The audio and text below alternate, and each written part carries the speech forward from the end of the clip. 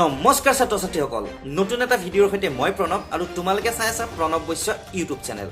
ছাত্ৰ ছাত্ৰীসকল তোমালোকৰ মাজত হয়তো বৰ্তমান এটাই প্ৰশ্ন যে এইবাৰ মেট্ৰিক পৰীক্ষা আৰু হায়াৰ সেকেন্ডাৰী পৰীক্ষা হ'বনে নহয় ছাত্ৰ ছাত্ৰীসকল আজি এই ভিডিঅ'টোত ইয়াৰ বিষয়ে কথা পাতিম তো তোমালোকে সম্পূৰ্ণ ভিডিঅ'টো চাই থাকিবা ছাত্ৰ ছাত্ৰীসকল এইখিনিতে তোমালোকলৈ মোৰ এটা ৰিকুৱেষ্ট যদিহে তোমালোকে মোৰ চেনেলটো আজি প্ৰথমবাৰ চাই আছা তেনেহলে প্লিজ চেনেলটো সাবস্ক্ৰাইব কৰি ওচৰতে থকা বেল আইকনটো প্ৰেছ কৰি দিবলৈ নাপাহৰিবা কিয়নো এনেকুৱা ধৰণৰ আপডেটছবোৰ মই প্ৰায়ে লৈ আহি থাকো তেতিয়ালে বলা ছাত্ৰ ছাত্ৰীসকল বেছি দেৰি নকৰি আজিৰ ভিডিঅ'টো আৰম্ভ কৰো সোৱা ছাত্ৰ ছাত্ৰীসকল অসমত যেহেতু কৰোনাৰ সন্ত্ৰাস চলি আছে শিক্ষামন্ত্ৰী ডক্টৰ ৰণোজ পেগুৱে কৈছে যে যদিহে অহা 25 মেৰ ভিতৰত কোভিডৰ পৰিস্থিতি অলপ হলেও ভাল হয় বা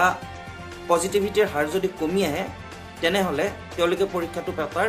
ব্যৱস্থা কৰিব আৰু এইটো কথা উল্লেখ কৰিছে যদিও তেওঁলোকে 6টা সাবজেক্টৰ ওপৰত পৰীক্ষা পাতিব নোৱাৰে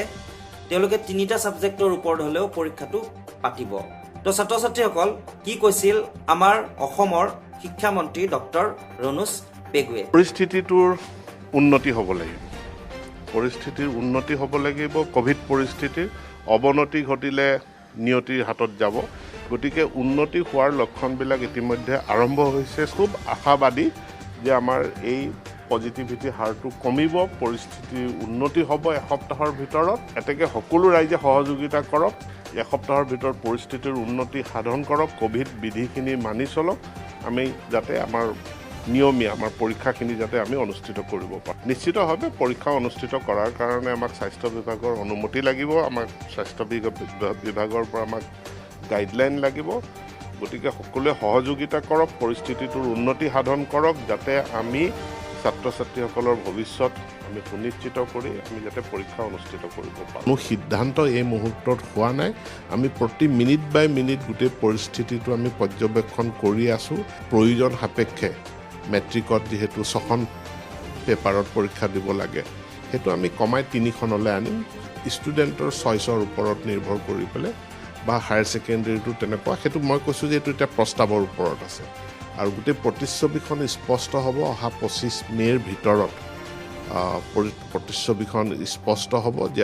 আমি অৱনতিৰ ফালে গতি কৰিছোঁ নে উন্নতিৰ ফালে গতি কৰিছোঁ মই খুব সাংঘাতিকভাৱে মই